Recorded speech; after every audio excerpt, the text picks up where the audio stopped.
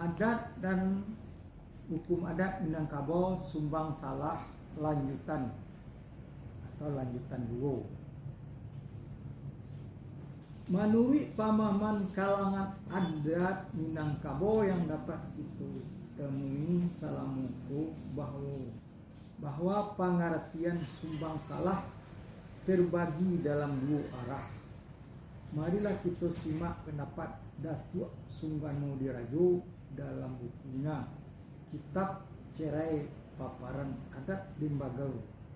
Maksudnya Kitab Curai Paparan Adat Limbaga Alam Minangkabau, catatan pertama tahun 1906, halaman 109 110. Yang dikatakan sumbang salah itu tiado berpadoman atau tiado berpatutan. Misalnya suatu barang yang tempatnya besar dikatakan padu tempatnya yang kecil, atau barang yang hitam disamakan dengan barang yang hijau atau ungu dan lain-lain yang tiada berpatutan atau tiada berpadan pada pemandangan mata, maka itu namanya sumbang. Sumbang salah itu artinya telah melanggar dua kalangan. Satu, sumbang. Kedua, salah. Misalnya seperti mengaduh anak istri orang sehingga sampai berbuat jahat, itu namanya sumbang salah.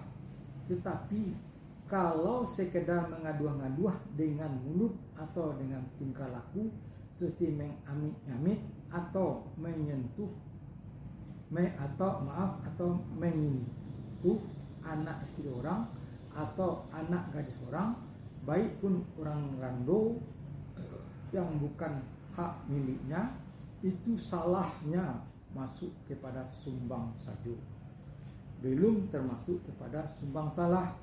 Sumbang itu ada yang berbagi-bagi takluknya, ada sumbang yang boleh dihukum, ada sumbang yang tak boleh dihukumkan, melainkan hukumnya sama sesaat surut.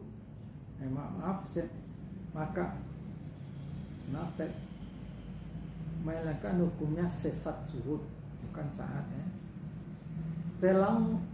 Telangkah kembali saja.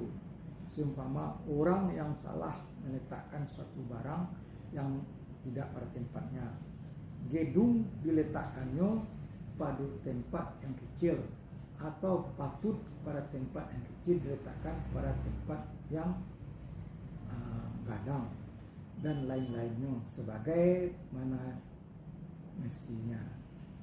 Tetapi pekerjaan sumbang yang menyakitkan hati orang, salamoko boleh dihukum menurut besar kecilnya pekerjaan sumbang itu.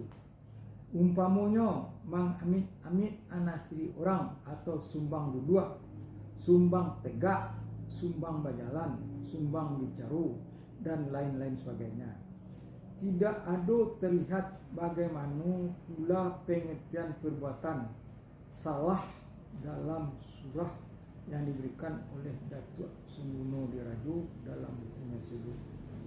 Jika pendapat Datuk Sunggano Dirajo itu kita simak, barulah merupakan bentuk teknis dari pemahaman tentang sumbang salah, dan itu pun masih berbentuk kata kiasan, seperti terlihat dengan mencontohkan yang gadang di tempat pada yang kecil, atau sebaliknya, atau yang hitam dikatakan hijau atau ungu, yang mungkin karena terlihat pada pola pikir budaya Minangkabau untuk tidak berterus terang dalam mengungkapkan sesuatu yang rumit. Sesuai pepatah, manusia tahan kias, binatang tahan palu. Walaupun sawananya cukup patut apabila ditemukan juga tentang hal-hal yang dapat dikategorikan sebagai perbuatan sumbang dengan menggunakan rumusan-rumusan, yaitu rumusan umum, yaitu bila sesuatu tidak diletakkan pada tempatnya, yang kita menjangkaunya segala perbuatan siapa saja. Datuk Batuah Sango tidak ada memberikan tafsiran tentang maksud dari sumbang salah. Sedangkan Haji Idrusmi Hashimi seperti yang dilihat dalam bukunya 1000 Pepatah Petitih halaman 172 menyebutkan sumbang terjadi dalam kaum, salah terjadi di orang lain yang tidak dilihat dari hanya cara menempatkan pemakaian kata-kata saja. Dengan pengertian yang sama, yaitu baik sumbang ataupun salah adalah sama-sama kesalahan manusia ukuran hukum adat. Dan buku Purwadaminta memang menyebutkan pengertian sumbang antara lain sebagai perbuatan yang melanggar adat atau bermuka zina dengan keluarga atau buat laku atau buat perangai.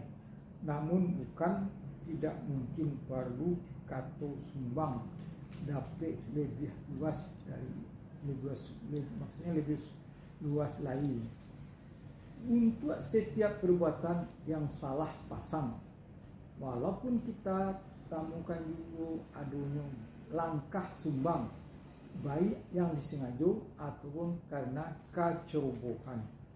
Sebagaimana telah dikemukakan bahwa pemahaman sumbang salah menjangkau dengan perbuatan melawan hukum atau pidana adat, baik berbentuk melawan hak orang lain yang dapat pula diartikan sebagai melawan kewajiban sendiri, baik dalam wujud melakukan sesuatu yang bertentangan dengan kepentingan dalam kurung hak orang lain, ataupun dalam wujud tidak melakukan sesuatu dalam kurang kewajiban terhadap orang lain, sehingga perbedaan terhadap kaum sendiri dan atau terhadap orang lain sebenarnya kurang relevan lagi.